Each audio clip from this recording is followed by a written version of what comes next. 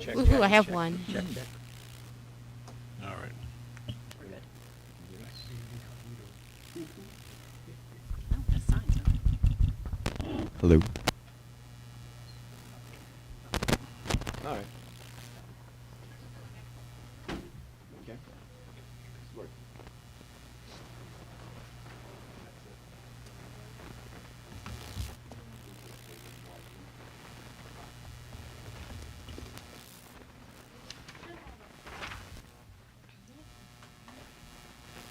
You good? Yeah.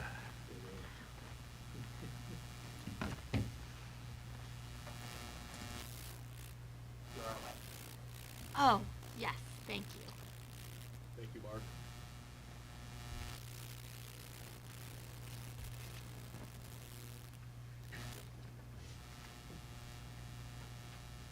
I don't know why I can't find us live, but you see it on YouTube, it's coming in as Yeah. live.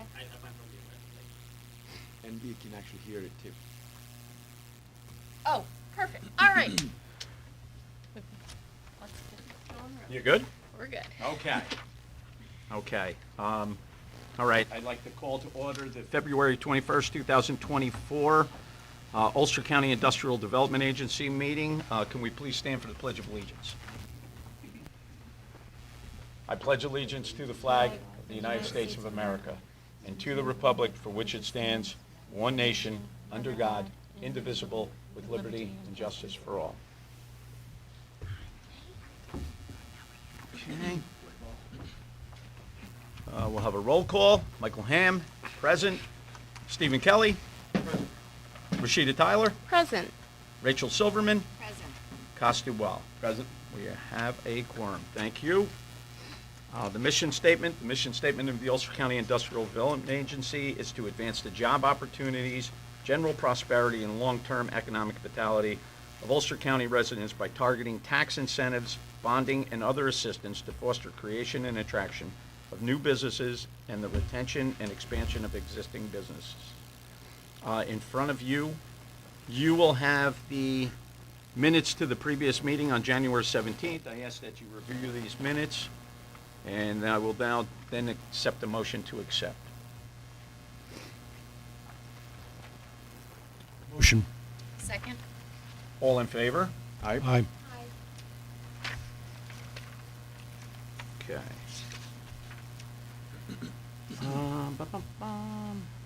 Okay, in here also in this packet, you'll have the approval of the minutes from the December 20th, 2023.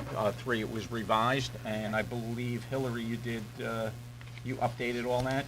Rashida, I think it was on some of your questions. Yep. So you want to take a moment just to review that to see if everything is And I acceptable? know, Rashida, that you had talked to Lisa about it, so I was getting it from her. Oh, gotcha. So gotcha. if I missed anything, just let me know. No, it's there. Okay.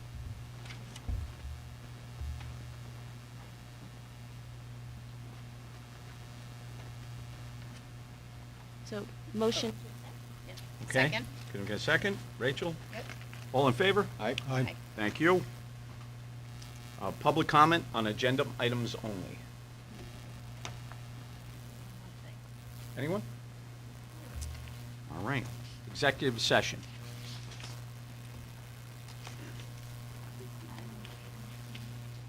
No, I don't believe there's anything for executive session. That leads us into the chair's report. So, chair's report, we're still reaching out to people, networking around to draw in some projects. We have some calls in and out that may be a pathway to doing something in here, but we have no actual applications at this time. I've worked closely with Hillary and Joe, and everything looking. I'm expecting a good year this year. So let's see what comes our way. Okay, that's my report. Hillary. All right. Thanks, Mike. So, just kind of piggyback off what he said. I do expect a good year as well. Well, we can just start with some general updates. Talk about IT first. So everyone knows our website has moved to a new platform. If you go on there, you'll notice some of the issues that we were having with certain pages have been fixed. So you can find all of our live streams now, all of our minutes, everything has been uploaded. So we're up to date. And so our IT company has been great, and he's working on building out the wireframe for the site. And that's going really well. We've had several discussions around layout, content, and like how we want people to interface with our website. Like, you know, what is it going to be kind of used for? And we've had some ideas kind of back and forth, such as creating like an email mailing list so people can kind of come in, sign up, get information from us, be on our mailing list.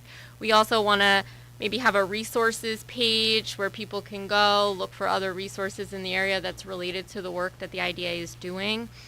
And we welcome any feedback, any ideas, and my hope is to kind of have the website not live, but bring it to you, to the board for April, and then once everyone feels like they're happy with it, we can have it go live after we give you guys the preview, if that makes sense. So we won't ever not have a website, but we won't go live with the new one until everyone has had a chance to review it. And I love ideas and suggestions, so if people have things that they'd like to see or just want to bounce ideas, Steve is really great too.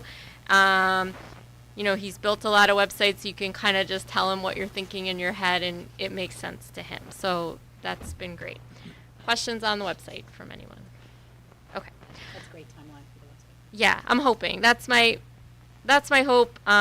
You give him stuff and he just kind of works his magic. So that's been awesome. So we just want to move on to just kind of some staffing structure updates for the board. So our executive administrator has made it safely to her new home, and I miss her very much. But with that, we are very excited to find a new admin, and we discussed this at length in our governance meeting a week and a half or so ago. And we kind of have a good framework of where we're going to go from here. And one of the things we'd like to do is switch the position from a full-time position to a part-time position, and then kind of staying within our budget, build out some of those other things that we'd like to see the IDA work on into an internship role. So we are looking to have 3 interns a year, 10-week interns, you know, hopefully a summer intern, and then 2 to follow the fall and spring semesters that typically go with universities or schools. We just think that the work of the IDA and economic development provides for excellent learning opportunities, and we really want to make sure that we have young people be a part of that. Many successful entities, I believe, are really built on the principles of young people and students as valued partners in the community. And so we're in the process of developing this out, and we hope to welcome our first intern this summer. We envision, again, the 10 weeks at about 10 hours a week. And we're looking to have this be a paid opportunity at $20 an hour. And this, combined with our part-time executive admin role, stays within our budgeted staffing costs for 2023-2024. So we're working on just developing that job description. We look to have that admin role filled first, and I'm hoping we've identified a person by end of March. Have that person identified, get them through the hiring process. And then we're thinking of probably about a month's time, we'll be ready to roll with that. So, and it's a good timing for us as well. It kind of gets us over the hurdle of Paris reporting, which is kind of a hard time to bring someone on board into the middle of paperwork chaos. But we're really excited. So once we get that, we'll also share that with you if you want to share it with your networks. We want to cast a really wide net as possible and make sure we bring the right person in for the role. Questions on staffing? I just have a question about Sure. the intern, because 3 times a year, I guess that my thought on that is there's a lot in terms of onboarding new interns each time. Yeah. So, what type of staffing demands does that in and of itself have? So this is, I'm glad you brought it up because Costume and I were kind of talking about this. I always love an intern, and I've always overshot like my hope and imagination of how wonderful it's going to be, and then it does. It's a lot of time. So we're looking at doing two things. One is we want these internships to be project-based, where we've spent a lot of time thinking about what the person is going to be learning and what the outcome is going to be.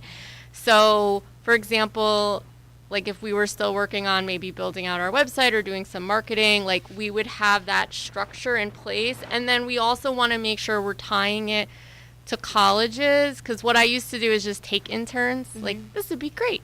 But we want to work closely with the colleges to make sure if they have certain metrics that they're trying to meet with school, that we're really working hard to build that out. So they're coming in not to like kind of follow me around everywhere, and I basically end up doing the project for them.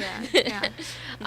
But they're coming into something that's really set up and structured, and I want to work closely with whatever school they're with and that department. It would be ideal if they were also getting credit, because I think that would help us to make sure that there's structure in place, and if it's aligning with work that they're doing in their school, that will, not take all of the pressure off, but it will take some of the pressure off of the training component, because they're going to be coming in with some of that background from what they're learning in school. So we're hoping to tie it to that. And I agree, it might be a little, a lot, but I also think the 10 hours a week too, and we can kind of maybe structure it at a time where, when we look at our needs and our scheduling, it's not kind of taking too much away from us. We don't want someone just sitting in the office waiting for me to come back. Do you think it would be better to have maybe a 3/4 position for the executive assistant and then maybe 2 interns a year? I think, I think we're flexible on it. We're not trying to like back ourselves into a corner. I was saying 3 because I go through intern hiring all the time, so I was like, I know. I've done it. I have done it, and I've enjoyed working with interns, but I've never actually had it be where like, this was amazing and I got this wonderful outcome that I never knew was possible. So, we want to make sure that we set people up to succeed as well. And so we're really going to be looking at that. And that's why I say summer, that would be ideal, in that we think we'll probably get a wider net of students who may be home for the summer looking for an internship opportunity. But I don't think that if we can't find the right candidate for summer, we're not yeah. going to like put ourselves in a position where we're overextending our resources. Because right now it is just me. So we recognize the resources are somewhat limited. So, but yeah, if you want, we can also brainstorm. Like, I love kind of talking with members. They're great at giving me ideas. So if you have ones, we can always talk offline as well. So, all right. Any other questions on staffing? Okay. Projects. So just kind of echoing what Mike said, we're continuing to hear from a variety of potential project applicants. And in the process, we've been working to really streamline our intake process to ensure that things flow smoothly for potential applicants and that everyone's given the same information to ensure that they understand the eligibility requirements and the IDA process from the first conversation, which has been really helpful because you sometimes can talk to someone who's never heard of the IDA or really experienced business who, maybe has gone through this process in other regions, but we really have kind of said, we're going to give everyone that same first conversation. We've been meeting with them usually on Zoom with Joe or Chris, myself and Mike, and they go over the IDA. We really hone in on what that eligibility looks like, the job creation, the but for, and then from there we usually then kind of start to talk about whether or not their project might be a good fit for the IDA. We give them some homework, and I feel like that's been going really as a smooth, kind of good first initial call, and it seems like people are really understanding what we're doing, and then as those follow-up calls happen, I think we're really targeting the right projects for us. You could go ahead, The Joe. only thing I would add to that is these calls you set up with Zoom, which which I think is really effective. 90% of the calls have been Zoom, Yeah.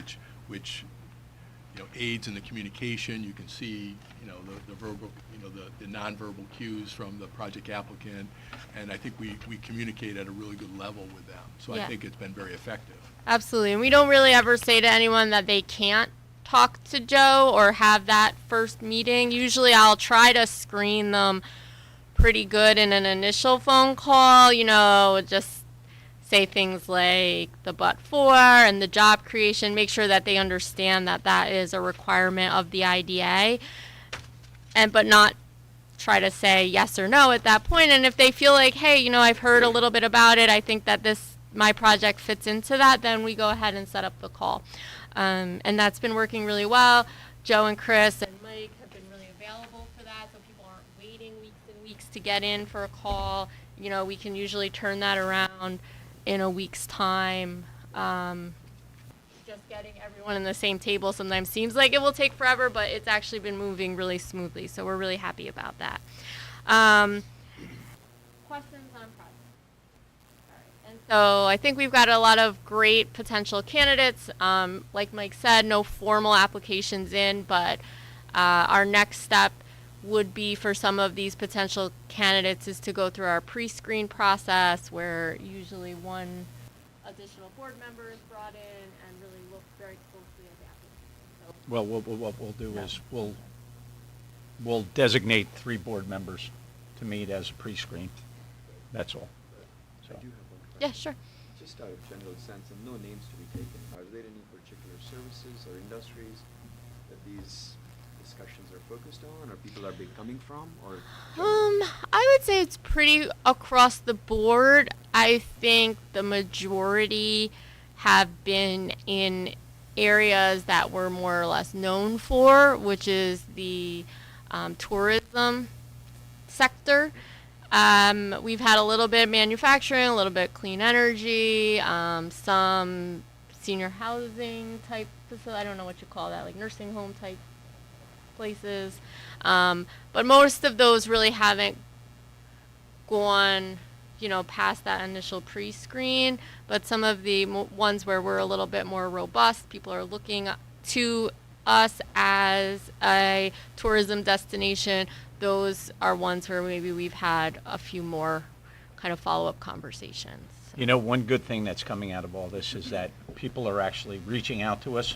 Yeah. And they're trying to get educated on what the IDA can actually do for them.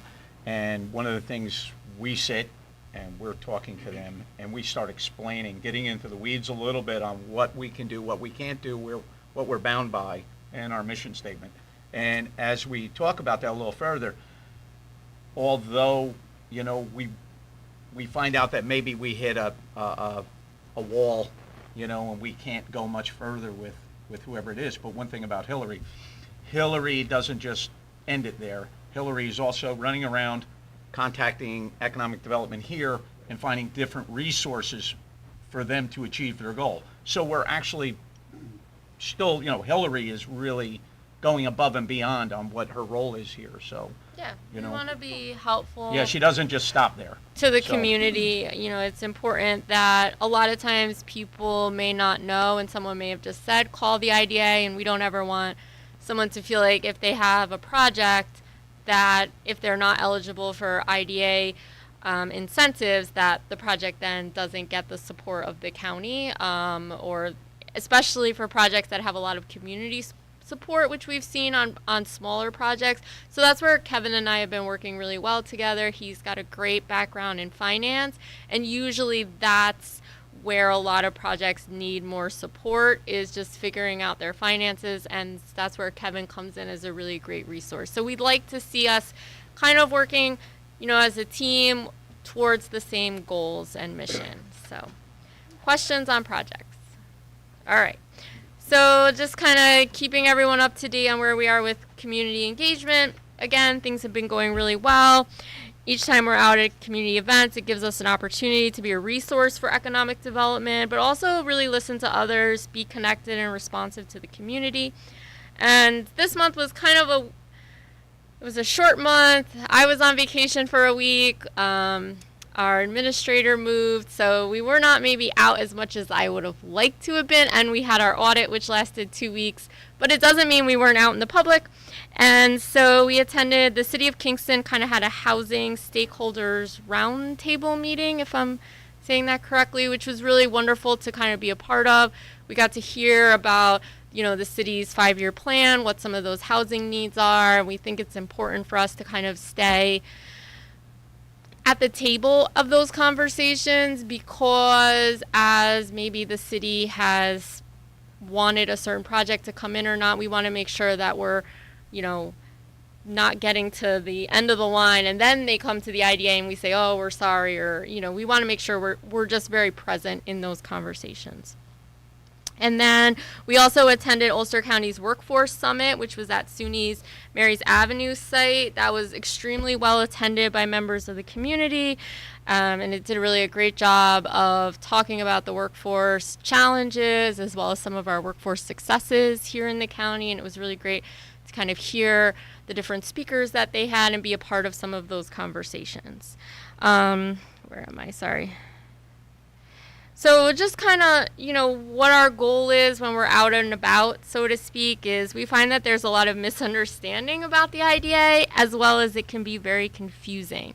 I was at a chamber event a few weeks ago. It was a business card exchange. You know, you get to get up, you get like your 3 minutes, and you can say your piece about who you are and what you do. And the person who went a few times ahead of me, they did like something where they had people like try to engage people by raise your hand. So I was like, oh, that's a great idea. I'm going to do that.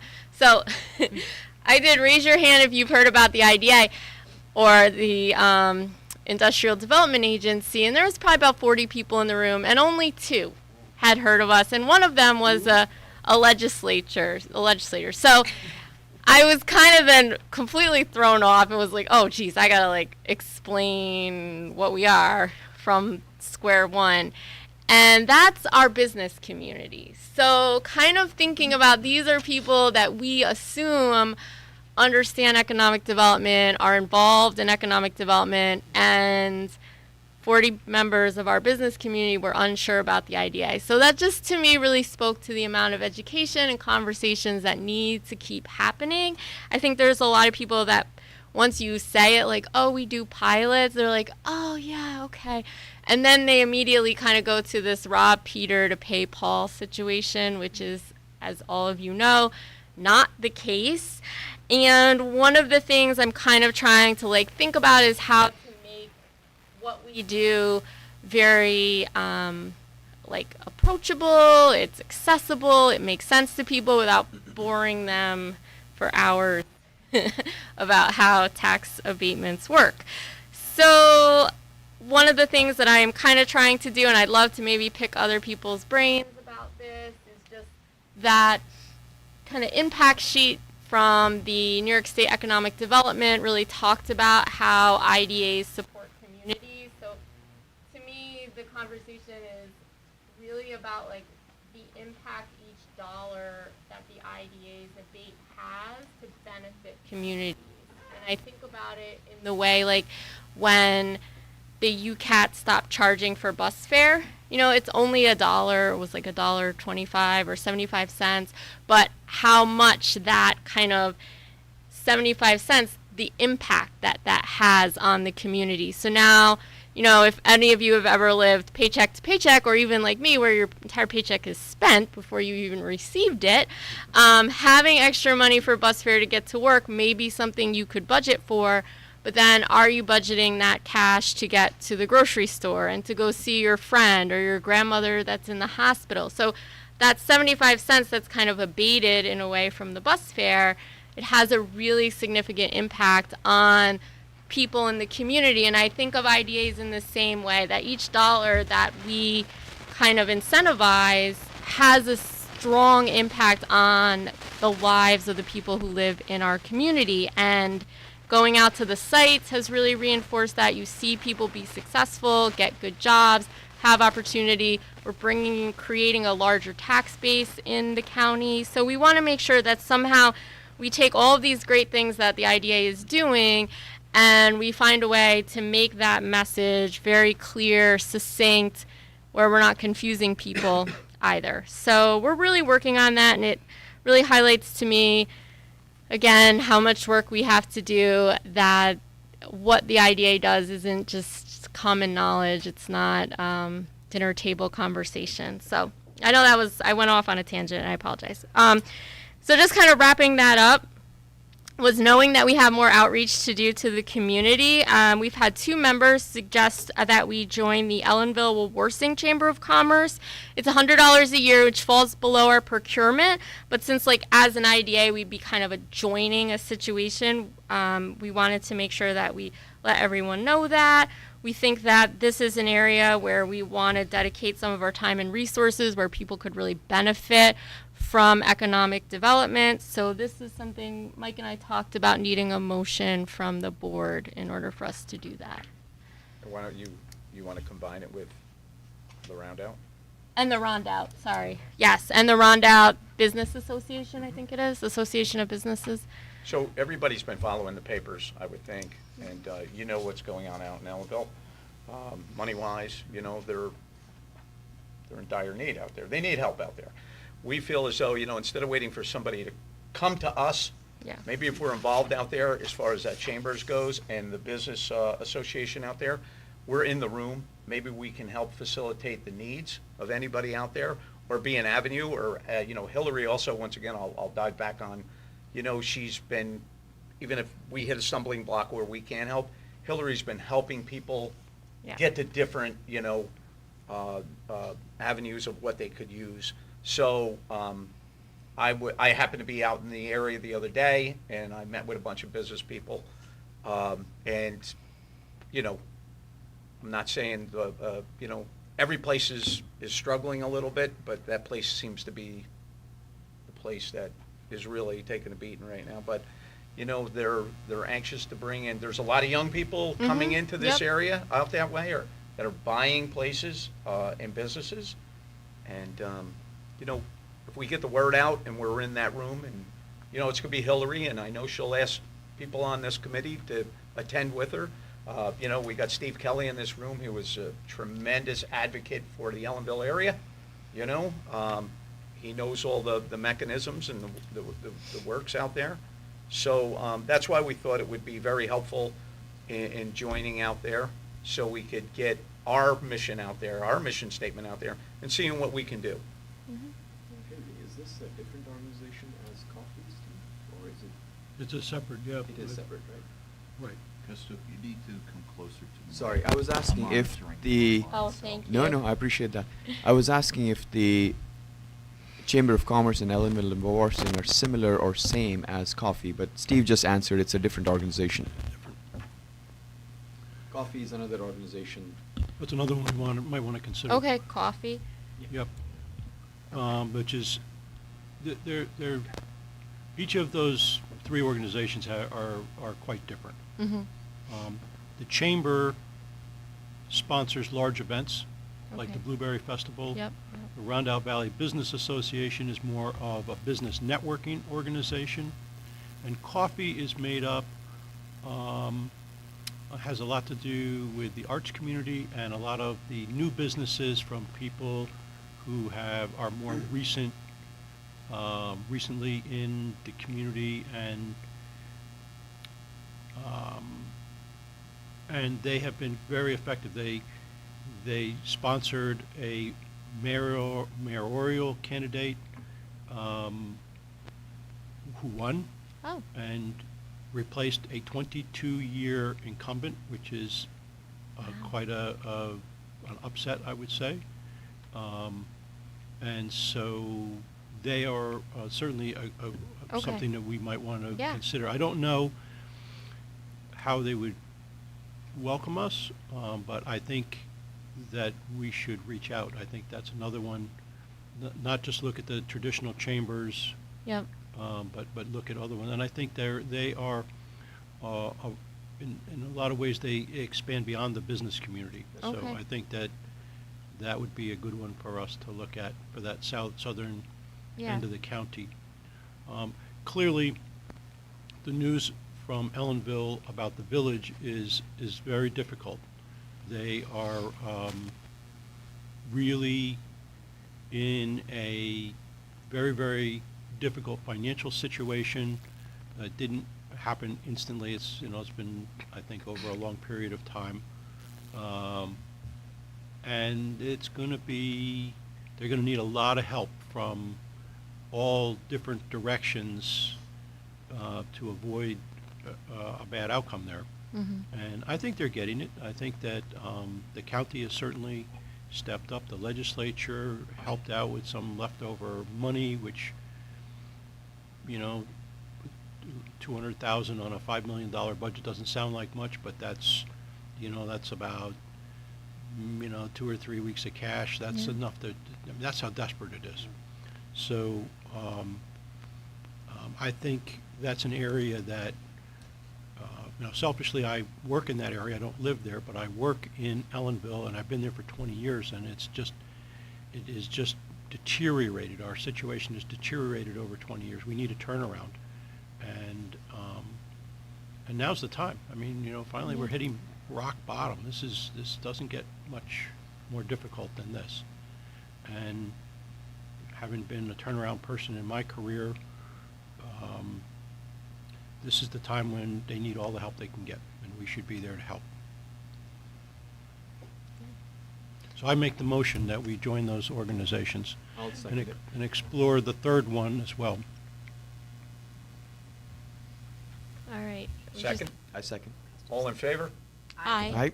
Okay. Any discussion? I just want to know, is there any overlap with the Ulster County Chamber of Commerce? Like, do the same businesses that participate in Ellenville and the Roundout also participate with it? I would imagine there's some overlap, but I would have to really. Mike sent me their I know website. several different businesses that are Yeah. Ulster Mm-hmm. out there, but I also know that they belong in Sullivan County also, Okay. to like the partnership and everything. Okay. And these businesses are they're trying to engage with every location, every demographic they can get Yeah. on. So that's why they join all these separate ones, so. The hospital, for example, is in the Rondout Valley Business Association and the Ulster Chamber and the Ellenville-Wawarson Chamber.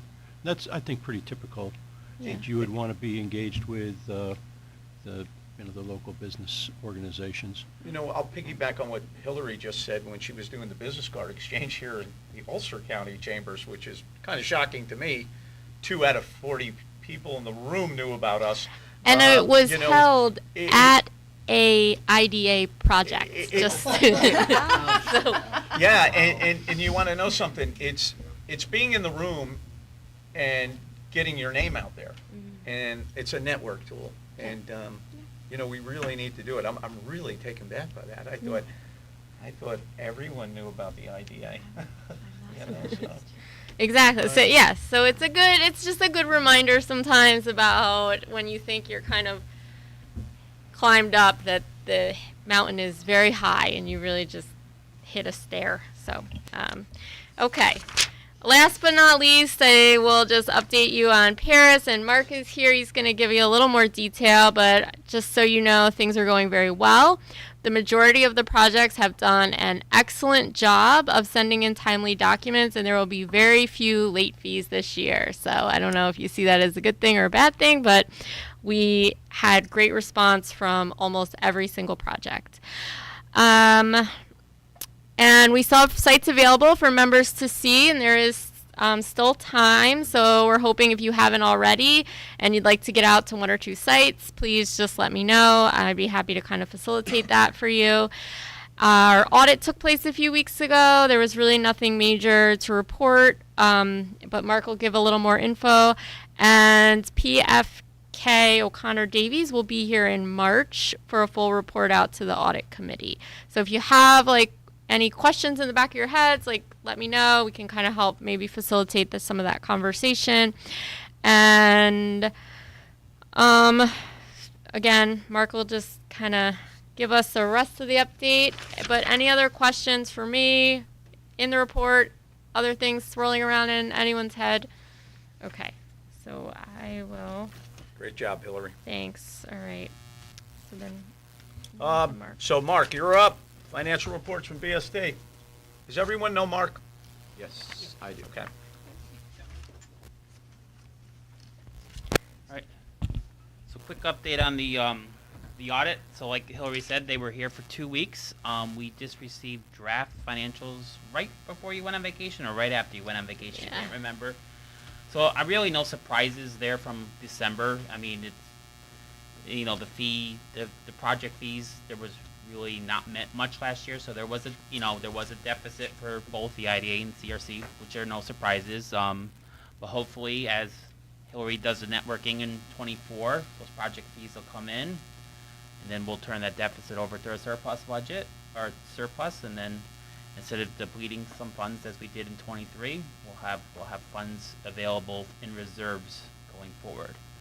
As far as Paris is going good. The annual reporting on both the IDA and CRC is really what's left for me to input, and it's basically just doing the project information at this point. I've done all the governance, all the financial information. So, as you know, with the annual reporting, we have to report on every project, their jobs, their exemptions, and their pilot payments. So that's what's left on the IDAs. On the CRCs, it's just the bonds, that one bond, getting the confirmation in there, and those will be done.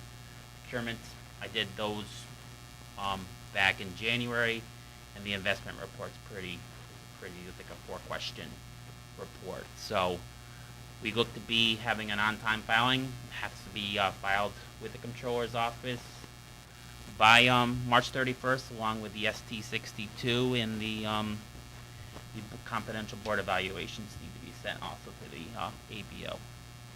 But we're looking for an on-time report. Great. Any questions, comments? Mark, thank you very much. We'll roll into committee reports. Audit, Steve Kelly. Loki Brill report is in the packet. I'm pleased to report 100% compliance this month. Look at that. Okay, thank you, Steve. Finance, Rachel? No report. No report at this time. Governance, Governance. I know there's a report in there. There are a few things, but first of all, let me start by saying we did meet this time and we had a long conversation. It was a very productive meeting.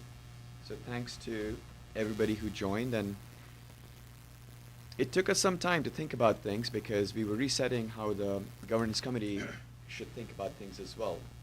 So one of the things we did was, at the end of the meeting, was actually realign or align our thinking with respect to how everybody thinks about the opportunities or even the causes we are working towards. So one example being housing, perhaps. And there's nothing to discuss on that. I just want to mention that I believe all the members of the committee are aligned in terms of thinking, in terms of how we view what our role is and how we align it to the mission. So I'll keep it at that on that. Now, Chair, we reviewed a few objectives and there are a few recommendations we have. They're policy recommendations. One is related to attendance and timely arrival, etc. The second one is related to credit card policy, which I believe we can go through. I'll let Joe? Discuss that after. And then there is a real property tax report, which was, I skipped one intentionally, I'll get back to in a minute, which is a very simple report, what we own, what we don't own as IDA. And there were two project sales tax extensions that we can review as well. On the board evaluations, that is one area I would like to get into a little deeper, maybe take 30 seconds, but why don't we start with one IDA policy recommendations and go from there perhaps. Maybe I can hand it to you, Joe. Thank you. Thank you. So if you go to page 15, and as Kostub indicated, there were two policy recommendations, one regarding compensation, attendance, and site visit policy, and the second being, if you go to page 25, a credit card policy. With respect to the policy changes on page 19, and that's where I would direct you to, page 19. during the governance committee meeting on late Friday afternoon and early Friday evening. So I commend the committee members for their endurance and attention. There was multiple comments raised regarding our attendance policy, and what you see in front of you is a red line describing changes, and I can really, it's at your request or your view, I could do a line by line. I mean, these materials were distributed in advance of the meeting, so it's really a question of how. Sure. Summary. So what I think the bulk of it is really the concept in Section 3 with respect to time and attendance regarding unexcused absences, and this concept of 3 a year, and delegating to the chair the option, if there are unexcused absences in excess of that number, for reporting to the county ledge. I think the concept of the concern of the board, or the committee, excuse me, at the meeting was, we're a group of unpaid volunteers. We want to meet efficiently. We want to meet responsibly, and having good attendance, having a quorum present, having people timely is important to the conducting of business. So I think that's the overarching issue, and the meat is, if you will, is reporting to the county legislature, the appointing body of the county of the county IDA, and with that, I'll open it up for any comments or questions. So I just had a question about unexcused absences. So what are the valid excused reasons for missing a meeting? Well, the concept really is, it's almost not a reason, it's a concept of notice. If you and I think that's the key, is providing people, in advance, the staff. I know with Lisa, the policy or the operating policy was to reach out to confirm, to make sure people knew that there was a meeting, confirm attendance, and at times there was a follow-up. The issue really is just making sure that people know if we're in advance, whether we're going to have a quorum, not going to have a quorum, and therefore other members could make plans in advance. I think I feel more comfortable. Where's she go? I don't think No, I I think I would feel more comfortable if that language that you just said was present in this resolution, rather than unexcused absences, because, I mean, we're not in school, we're not, in college anymore. So maybe without prior notice, if that were actually reflected in the resolution. Sure. Is that, and I think, It says unexcused absences under D. right. Isn't it defined in D? Yeah, is the second line, It's defined. Defined in this. Right, but the language of unexcused absences is what I think is a little bit, But it defines unexcused absence Right. is failure to attend without providing notice. right. Prior I think we notice. should change it to absence without notice, rather than unexcused absences. We're not, children, so that's kind of my issue with the language of the resolution. Where's she go? Your mic's cutting in and out. yeah, and Here. maybe I apologize, Rashida, maybe I'm missing the point. The concept in D is to define what unexcused absence means, and I think item 1 addresses your point, which is an unexcused absence is a failure to attend a scheduled meeting without providing prior notice. Right, so what I'm just saying is I'm referring to it being referred to as an unexcused absence. So maybe just changing that terminology in the resolution to absence without notice. That's my only kind of suggestion around in there. Oh. Okay. You're right. Okay, I got it. Mm-hmm. Okay, so it would be, Just call it absence. so we would Yeah. say, okay, I got it. Yeah. Okay, I got it. So it's changing the defined term, okay. So we could say absences or absences without notice. Perfect. Yep. Okay, got it. Okay. Anything else from any of the board members? So what we need, I believe this is a recommendation of This is the, a of the recommendation that- governance committee for full consideration by the board. So what we need is a motion and a second, and then a vote. I'll make that motion. So Michael? I'll second. Costu? A motion to accept it with. With that with change, What one change, language, yeah. with the word change, yeah. All in favor? Aye. Aye. Thank you. Thank you. So if I may, Costu, I'll go to the second policy. Yes, please. Which is Thank the credit card policy, and that's on page 25. And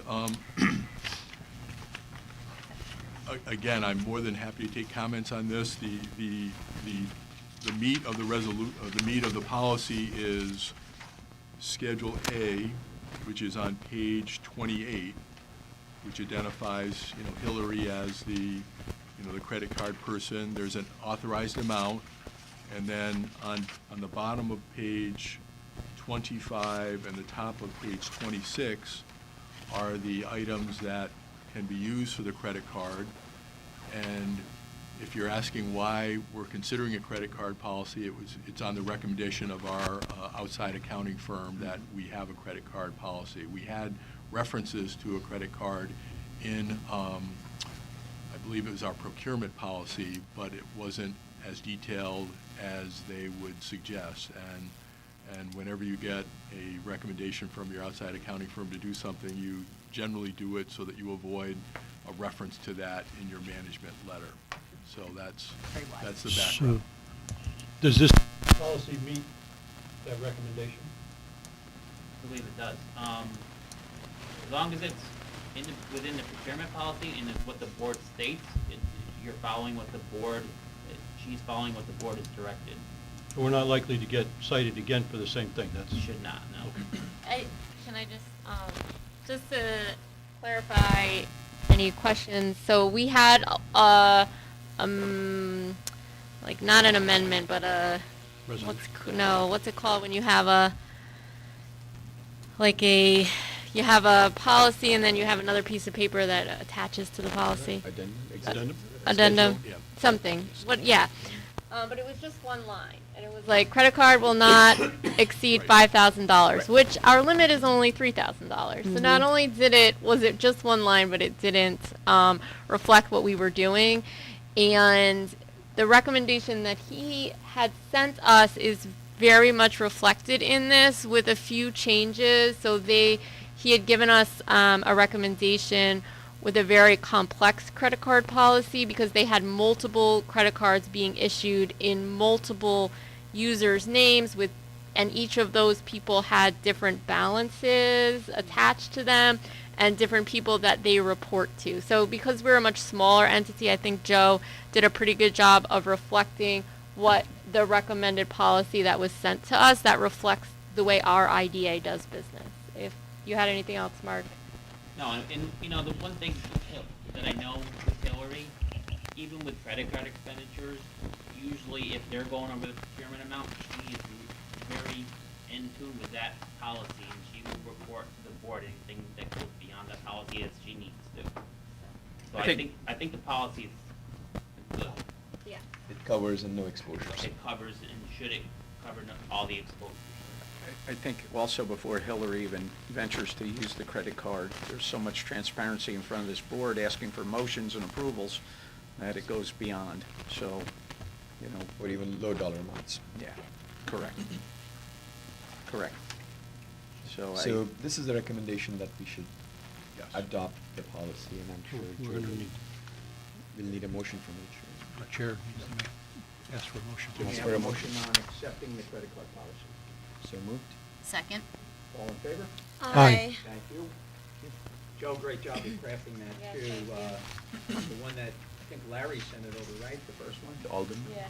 Larry sent it over, it looked like a book. Book. Well, It was crazy. It was a team approach. Our Chris, you and Chris did a great job. Yep. I don't want to exclude Shannon. and Shannon did a great job also. It was a team approach. Okay. All right. Continue. We can talk quickly about board evaluations. That's the next. So we did receive the confidential board evaluations. Here on page number 29, there's a summary of the results. And Chair, the members, we discussed it as a committee. We did notice that there is general alignment, however, perhaps not complete, which, in my opinion, raises a question about, are we aligned on the mission as well? And that was one of the questions that we brought up. And perhaps the way we think about it, and this is open to discussion as well, of course, but the idea is that given this is in front of us, it is not about who thinks how or what their background or anything might be, but why, because you're thinking about several things right now that are in the pipeline, perhaps, that we need to review. One of the things to have alignment that I believe Hillary suggested at the beginning of the meeting when we were reviewing this was to have an orientation, perhaps, for the whole board. We did have something like that when I joined, I remember. However, perhaps going a little deeper and stating what the expectations are, and how the general board thinks about the policies. So the education and orientation, perhaps a little deepening of that would be helpful. And that is the general recommendation that we have to follow back. But also if there are any other recommendations and suggestions, I'm open to everybody's thoughts now, actually. Thanks. So I think maybe one of the things that we do a lot is a 360 review. So I think everyone here has been through the same orientation, has been on the board a number of times. So I don't think we need a orientation, but rather more of like a 360 review where are we living up to the expectations that we know exist for the IDA, and if we don't feel that we are actually implementing or living up to those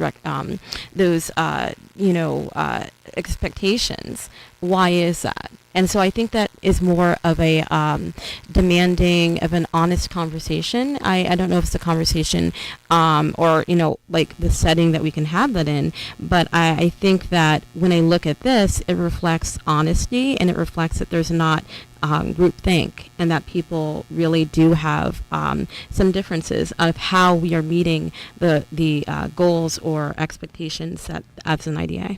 So, yeah. So I will not say anything about 360 reviews because I'd like to ask the question of somebody because I believe this is not our form necessarily. However, this is my personal opinion, and I'll state it as such. I do like different thinking in the room. I prefer that everybody has different thinking and different opinions. However, where I would like to see as a board member, alignment on our approach and thinking about the things that align with the mission as we think about that has been given to us. And I don't believe, and Henry, I'd love to hear from you as well on, I don't believe we are trying to start a new orientation, but No. perhaps something that's additive and that's educational to the board members who are coming in, such that we're able to understand that we're on the same dynamic. So just to kind of summarize your mic might not be on. Watch the mic. Is it on? That one's goes in Is and yours out. on? It's on. Yeah. So this is Oh, it's dead. Sorry about the mics. It's okay. So just to kind of maybe summarize the conversation, Steve and Rachel jump in.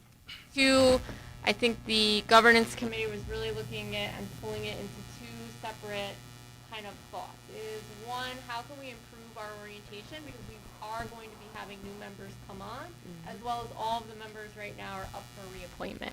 So knowing that we're not going to be the five of you continuing to work towards it, but there are going to be new people coming in, that how can we set up new members for success and improve the orientation process, and that there may be board members reflected in this, and just so you know, like, this is the only sheet that anyone has ever seen. I tallied this, so, and so this may be, if there are board members who are feeling like, that they didn't agree, or they checked agree but really didn't, that we want to welcome everyone to that orientation and really give everyone the chance to kind of have a level reset, and improve our orientation process. And Mike and I have had some conversations about, how we can improve this. And then the second thing was, how do we then address some of the concerns that are reflected in this confidential board report? And so there was thought about a board retreat. This is something I had seen in past stuff from when other IDA directors were here, and that may be where those deeper conversations could be had. We could do this as something that would be maybe facilitated by an outside entity. Mike had suggested we bring in some guest speakers and really have some conversations and go a little bit deeper and get the board not working on IDA, not doing IDA business, but really how do we come together, have some open and honest conversations, and come back together as a board, so when we're here at the table, we're aligned in the mission, even though everyone is coming with a different perspective. And so that was improving the orientation is one way to kind of say, how do we move forward from this?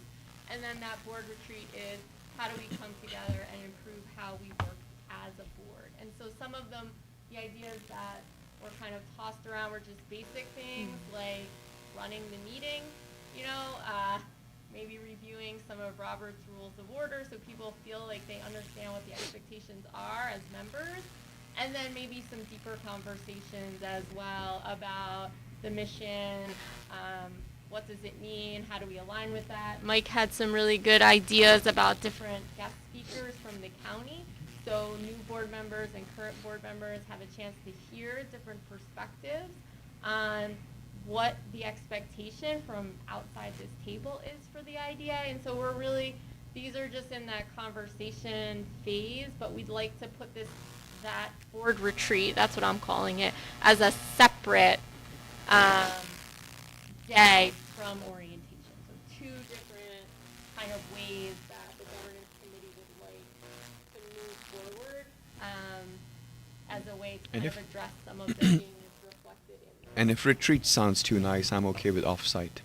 but not to conduct IDA business. We all know as we came on to the IDA, we're handed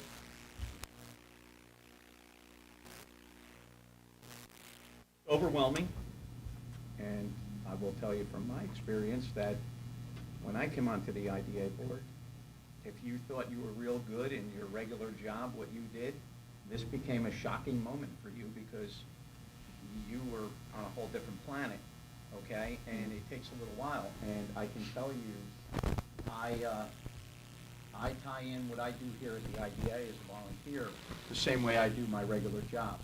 And I tell my membership the same thing. You get out of the IDA exactly what you put into the IDA. Mm-hmm. So, knowledge is power. Education is the key to success being on this board. I'm very fortunate that I've had, great mentors in the past while I've been here, and I count Joe right in there because over the last years I've called him with crazy stuff just to get an answer, and you know what? He puts you back on the right track because Joe has been around forever doing this. He knows. He knows. And once again, I believe education is the success to being a good board member. The packages that we receive, okay, you can always read them in due time, okay, but, being educated and getting real life stuff, touching base with Joe. Hillary has she's dived right into it to the point where, oh my God, she's up to speed, she gets it, and, we'll all bounce off each other. We're all going to ask questions. Nobody knows everything here. So we would like to believe that, okay, but we don't. And I think the educational process for this when new board members, It's important. be it whoever, It's very important. I think it's the key. It's the key to everything, so. I definitely think education is the key. And I think that, hopefully the orientation that we have when we came on can be extended and strengthened and maybe over multiple days, because that was a really long day. But, I also view education in a kind of multifaceted way. So it's not just, okay, I have a good working knowledge of the regulations and policies of the IDA. It's understanding the culture of the organization, its place in Ulster County. Like when you appeared at that meeting and only 2 people knew, that was an education. That was like, there's something that has to be gained and learned about context. And so I don't know if I'd want the new members or anyone coming in and being in like a little siloed experience. Like there's learning this, that's wonderful, that's a 2-day, breakdown of everything. But then meeting with local businesses, small, new, existing, those that are coming up, that's an education as well. So having that type of experience where the idea gets more embedded in the community, and it's not just, oh, we're appearing at this and telling people everything again. Like once you start to say, okay, we're going to have an open house. I think that was on the list of things that we were supposed to do for outreach. That is educational for the IDA, and it's also educational for the community. And so having that type of social interaction, I think is very important. And I think it might help to, again, having more people know about us, but also having members understand their place in the culture and in the community in Ulster County. I think that there are things like, it's sometimes a little like, I don't want to say complicated, but I hope that the board and people understand that we are trying to present this as an idea in response to this. As part of Paris reporting, it feels very kind of regulatory, but we also are thinking kind of that bigger picture. We don't want to like go into too much detail right now because we're in the very beginning stages, but Mike and I are working on putting together kind of like a info open-y session. So once that kind of gets a little more teeth to it, we'll share that. And we do want board members to know about things that are going on in the community. I like the idea of, and you mentioned being involved in business. I think that we have our site visits as a requirement for the boards, but we can look at, I am happy, and the sites seem more than happy to open their doors to us, and that could be part of having new members come in and maybe really ensuring that members who are on take advantage of going out to sites. To me, of talking to Joe and Mike often has really given me the knowledge piece, but going to those sites, meeting the employees, seeing the outcomes of the IDA and incentives that it's had on the community and the businesses, that has really brought it full circle. And so maybe, like you mentioned, spreading it out over multiple days, that could be, we could set up a site visit. There's plenty of sites in Kingston we could take board members to and do like a tour. I think that would be a great idea. I think there's a lot of people who have really great ideas, and I want to hear all of them and kind of make it where people are coming into the IDA, they have a good working knowledge of what the expectations are, how to participate on a governing board, how to be a good board member, but then also really knowing how the IDA affects communities. Those 3 pieces. So we are kind of working on them all together, but we wanted to make how we're responding to this distinct in a way too that lets the board know that if everyone is in agreement with doing like a retreat, as I call it, or what is it called? Off-site, that there are some places that maybe could facilitate that, and so if people are aligned with this thinking, then I could put together kind of a package, bring those through the procurement policy, yada yada. So I don't know if that answered your question or just gave you more No. I just, I've been to so many retreats, and I'd rather more of a teach-in style, where we're open. So, like, yes, we're doing this, but also, like, showing people the process and the behind the scenes, so that it's not a mystery of what the IDA board is. So, having some type of, we're here, but the public can also come as well, and just hear us, yeah. And I think that was No, go. part of that training on understanding the board, what a governing board is, its responsibility to the public, and really kind of going over open meeting laws. We really want the board to be well educated of what it means to come to this table and how, the responsibility that the board has to the public. And that was part of what that Community training- members can come to that meeting as well. Huh? Community members can come to that meeting as well. That's what I'm saying, like, so they know what we're learning. I think what happens there when you invite the public into some kind of a training for new board members, you complicate the situation, okay? And hear me out, let me finish my thought. You're trying to bring, maybe 5, 6, 7 brand-new people up to speed on this, on the working mechanism of what goes on here at the IDA. Right. And when you have people that are in the room, they're inclined to want to be involved in that process and ask questions, and that muddies the waters on trying to teach people. I'm not saying that you don't want the public in, I'm saying that's not the venue for it. We've tried in the past, and Joe will attest to this, we have sent out numerous emails, contacts to businesses, to the chamber at the time, asking people to come on in and be educated on the IDA. You know how many people we got on this one? Bill. That was it. Well, that's on the public, but the education, I think, is something different. I don't think we should have outside the public coming in on a training day just to go over pretty much board material, because that board material is made public anyway. It's all public. You can get it at the, you can request it from Hillary. Hillary will send it to you. Aren't they possibly two different meetings? I mean, you're talking. Yeah, we can. That's what we're getting at. Well, there would be 2. And you were talking about a very Yeah. self-reflective, honest discussion that I think is probably more challenging to reach, in all honesty, in a public forum. Yeah. No, well, So- yeah, we're speaking about 2 different meetings. Yeah, So there's so one, the that's what I training. think 2 different we're- Yeah, meetings. we're we're speaking talking about 2 about different two meetings. And when we see we have not a single item where we had consensus of all 5 agreeing, that's, Yeah. I think that's a problematic. I mean, on things that are pretty basic, like an understanding of the mission and purpose of the authority.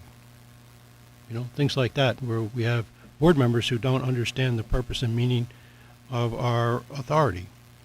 So those are things where maybe we need to have, a real discussion about what our purpose and meaning is. Our purpose and mission, I should say. I read this as like the board. So it's not saying that the member, the person filling this out, doesn't understand it. It's saying they don't feel the board does. And if I may to that, Steve, if you want to react, go ahead, but I want to set one thing. When I started saying that we should have and we discussed this, an offsite or retreat or training, there are 2 components to it. One is an ongoing component. The first one is actually, as Hillary said and I said as well, level setting what the board is to do, what the board expectations are, what are the expectations from the board. Do the board members, all the board members, not just new ones, do all the board members understand certain fundamentals about the IDA, what the role of it is, not their opinions, but understanding what the IDA is supposed to do. And then the second stage, I believe, would be additional incremental education, which is, in my opinion, partly a responsibility of each board member as well. How they go out into the community, how they ask, or what is needed or find out. At the same time, having some education here as well. So I'll stop here. Steve, I'm sorry I don't really have anything else to add. I just noticed that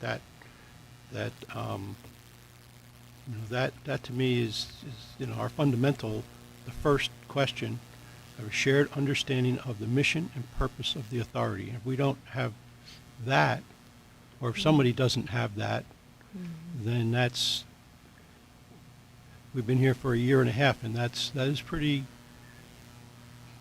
I think that's telling. I agree, because Yeah. it's pretty cut and dry here at the Yeah. IDA, okay? And let's be clear, okay?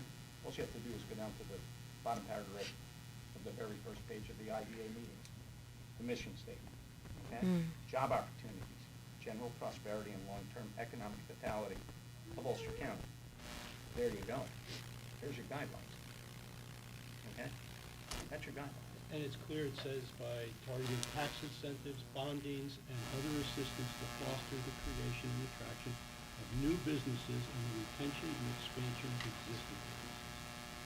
That we say it, we read this at every meeting. Every meeting. And yet, we have board members who have, are not confirmed on that. They can't agree to that. So I think that's something that, I don't know how much more clear it could be than to read the mission at every single meeting. And if there's a lack of understanding of that, it's hard for me to fathom that. Again, I kind of think that I don't want to go down a path of education and where we're not actually looking at what this says. This says that the board sets clear, measurable performance goals with the authority that contribute to accomplishing a mission. 3 people agree. 2 people don't agree that the board does that. It's a reflection of how the board is functioning, not of individual members' knowledge or perception of the board or its function. It's a performance review. It's looking at how we're functioning. So therefore, the question that I have is why is there so much disagreement? Why is there this perception? Not necessarily you need to read a manual or you need to read the mission or you need to read this. It's saying maybe we're not living up to the mission or this person doesn't feel that we're living up to the mission. So why is that perception there? And that is where the 360 comes in, or the actual context of this review comes in, and why it's important. Because you can hand a person a manual 1,000 times over, but if they don't feel that the board is meeting what's in the manual, you're going to get the same result.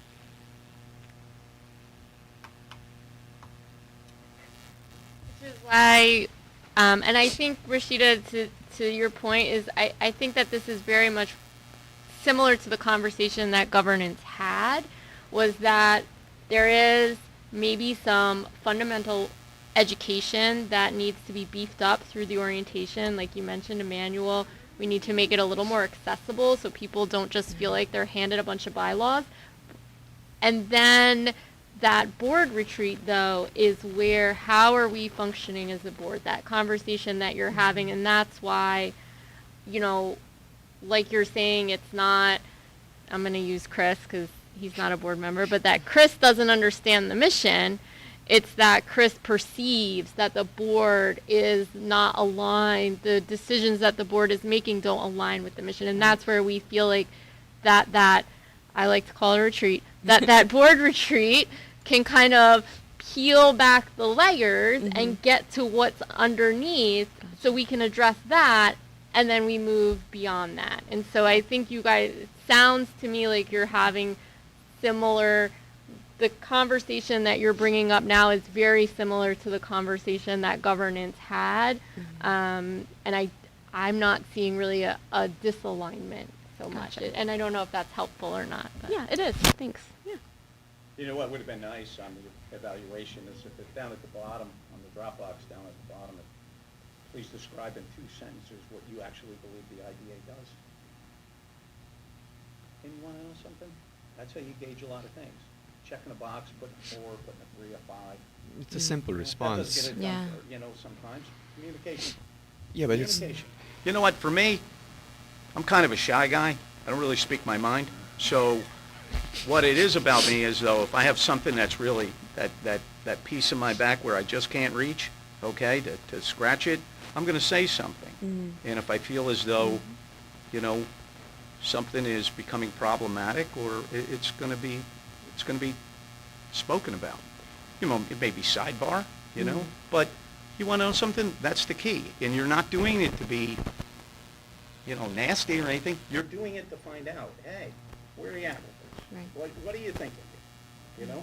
And, I don't know, maybe, I walk through that door here and, I'm a union leader. My job is to create jobs, man.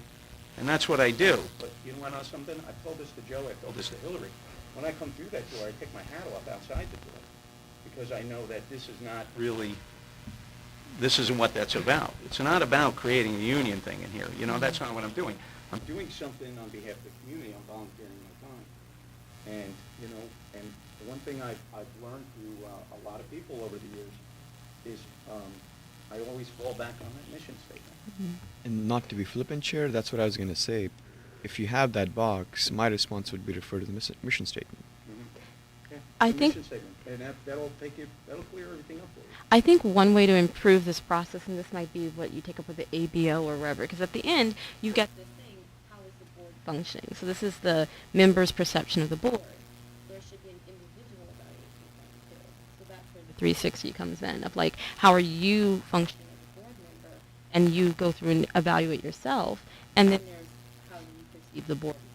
So this form is all-encompassing. It's not reflective of the individual. It's reflective of the individual's perception of the board.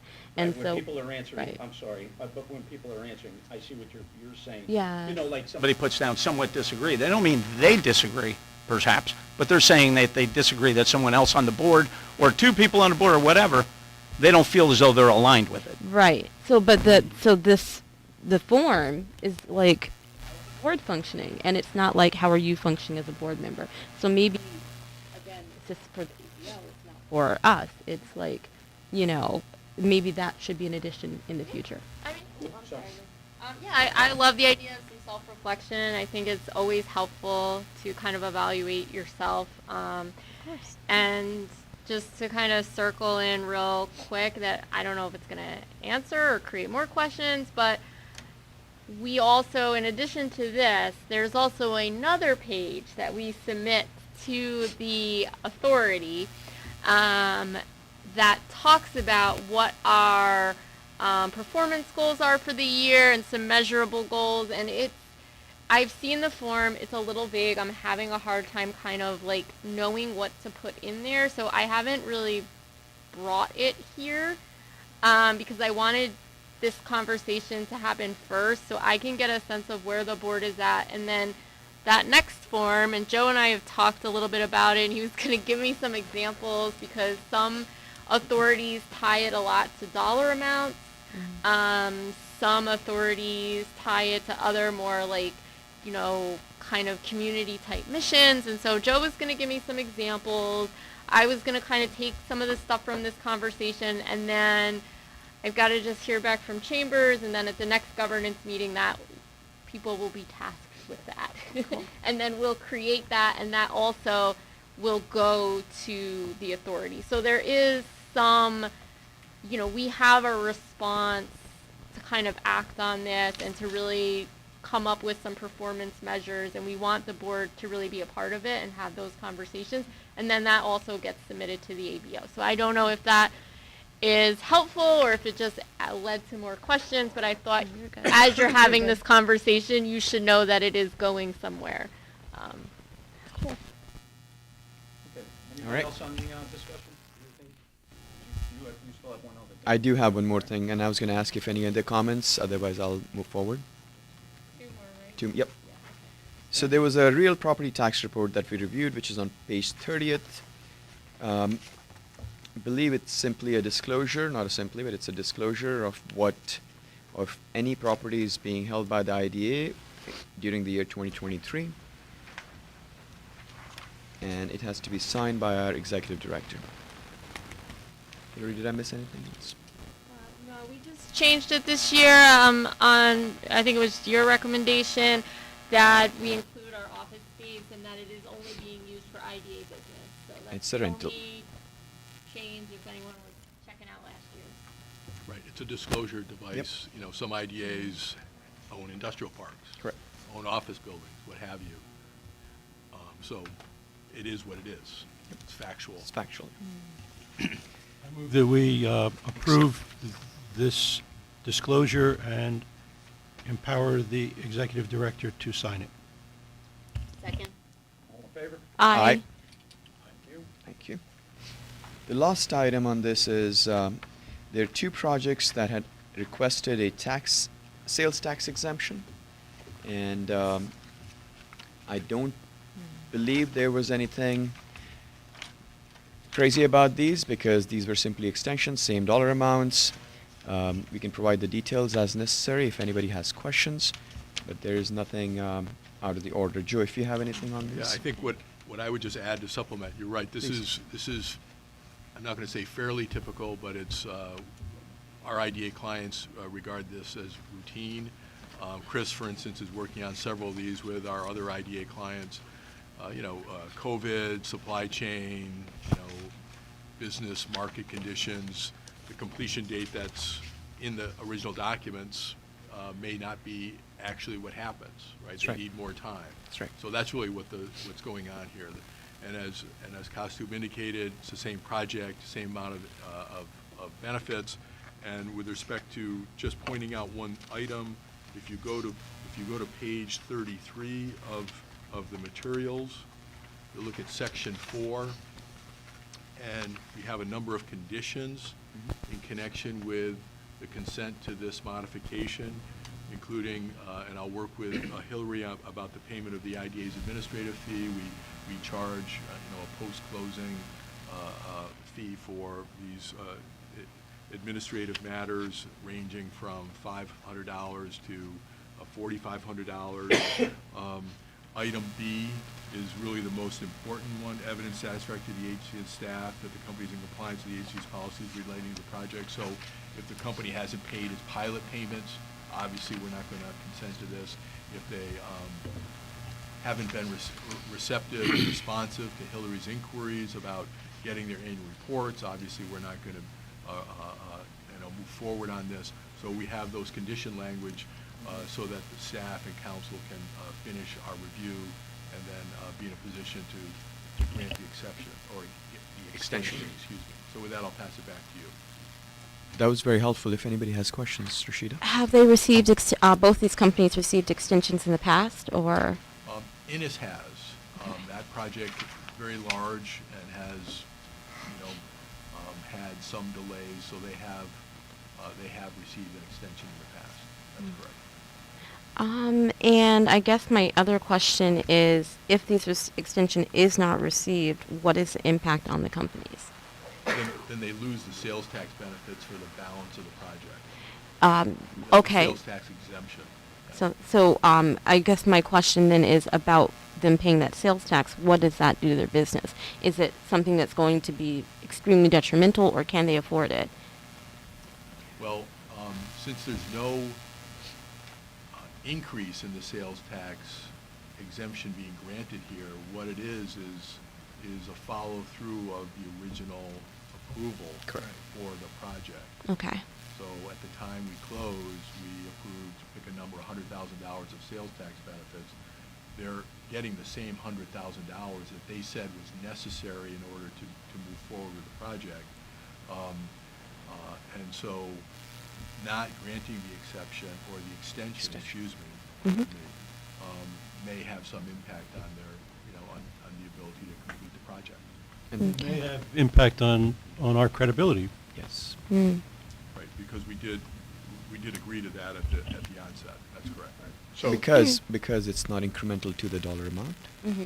the dollar amount is staying the same, And- so it can and- impact their business. And further, to put this in context, we have controls in these papers that we deliver to these project applicants.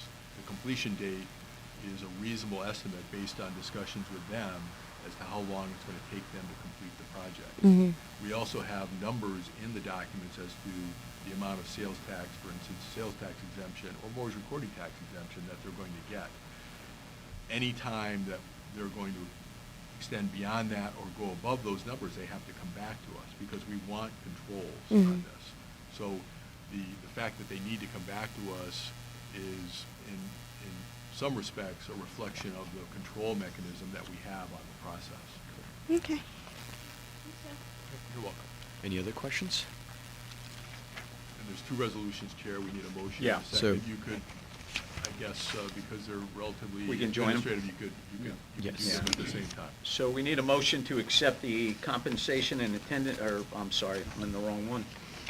Project Sales We- tax. Project sales We tax need it for extension. the sales tax extension for Aferia, and we also need it for the sales tax extension in Innis. So Can I get a moved. motion? So moved. Second? All in favor? Aye. Thank you. All right. Chair, I don't have anything else on governance. We continue to work towards more things. We will have another meeting before the next meeting that we have Okay. scheduled for March. Great. And Costu, that's thank all. you very much. Great Thank you. great report. Thank you. Okay. Old business, status of pending projects and pending enforcement matters. Joe? Chris? Yes, on page 45 of the materials is the pending transaction list. No change on Cresco. On Zinc 8, we did get, Chris and I got a call from the Zinc 8 representatives about 10 days ago. Again, my position on this is the fact that they're talking to us, returning my phone calls is a very positive thing. They expressed continuing positive view on undertaking a project in Ulster County. They're working on their business plan, they're working on their financing. I'll be in a position to give you more information about timing. But the fact that there is still an open line of communication, and they also indicated that they are speaking to Empire State Development and the governor's office, again, I think reflects, to a certain extent, a positive spin on the project. Do I think anything is imminent? No, but the fact that there is continuing discussions, continuing interest in the site, continuing interest in Ulster County is positive. Joe, could you also clarify for the record that no monies was given to Zinc 8? Correct. The IDA has not closed on the project, so there's been no financial assistance granted by way of exemptions, and we certainly didn't close on any bond financing, so there's no financing entered into in connection with the project. So we were at a position to grant all of that. We had gone through all our due diligence, all of our procedures, but we didn't actually close on any of this, so there's been zero financial assistance granted to the company in connection with the matter. Thank you, Joe. Anything else, Joe? And nothing on pending enforcement, there's nothing there. Joe, thank you very much. Any new business? Any new business? Can I get a motion for adjournment? So moved. Second. All in favor? Aye. Do you want to roll right into the CRC? Okay. You want a couple minutes? 5 minutes. All right. Let me Yeah.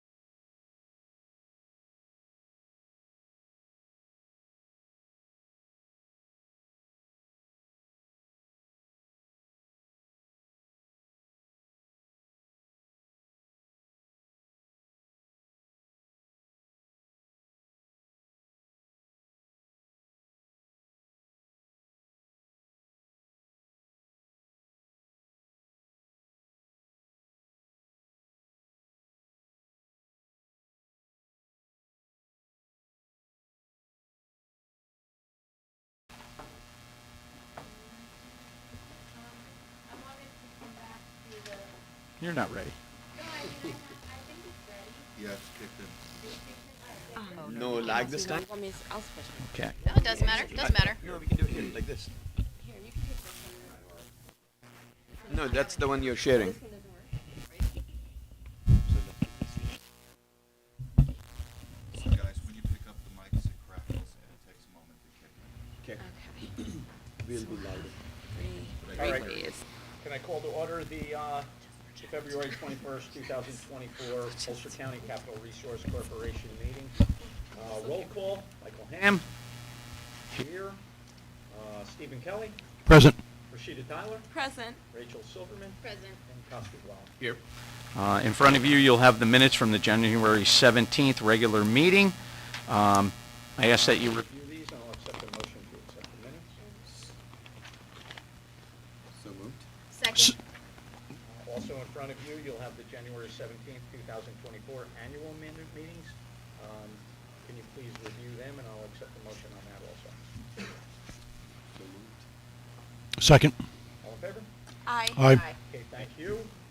The mission statement of the Ulster County Capital Resource Corporation is to promote community and economic development in Ulster County in ways that complement the work of Ulster County, primarily through issuing and selling bonds for nonprofit institutions.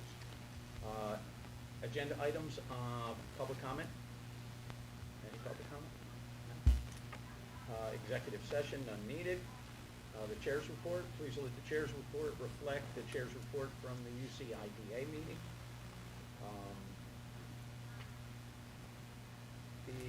The executive director's report?